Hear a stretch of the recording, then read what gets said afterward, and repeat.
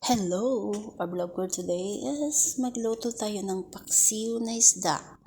Madami kasing kuha yung amo ko. Kaya yan, lutuin natin yan ng paksiw. Ito yung sibuyas, bawang, luya, saka chili. At saka itong talong. Kaya mag-start na tayo. Lagay dito ang isda. Ayan. Lagay natin ang isda dito sa kaldero. Tapos, lagyan natin ng asin. Lagyan natin ng bawang, sibuyas, luya. Ayan. Tapos, lagyan naman natin ng talong.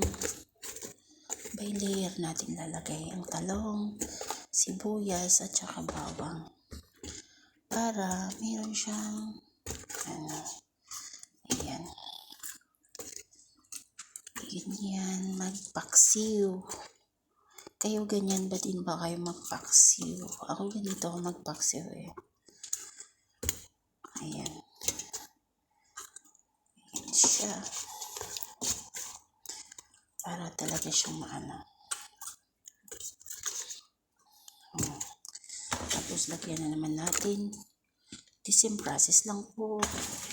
Ayan. Tsaka asin. Ayan. Tsaka talong.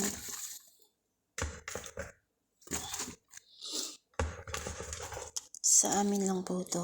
Hindi para sa amo namin. Kaya ang mga Sharon, Lucas, mag-Sharon na. Dami ito eh. Ayan. Ganyan lang magpaksiw.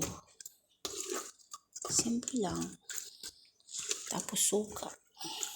Yan lang po. Ganyan lang po siya magpaksiw. Ayan. Ganyan. Tapos asin. Hindi po yan magiging maalat.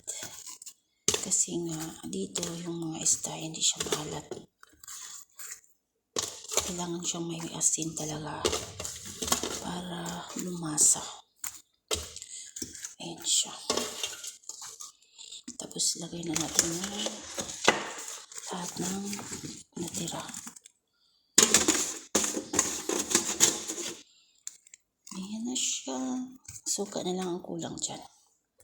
Tsaka yung talong. Ayan.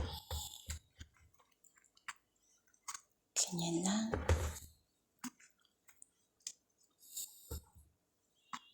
Ayan. Tapos, lagyan na natin ng suka.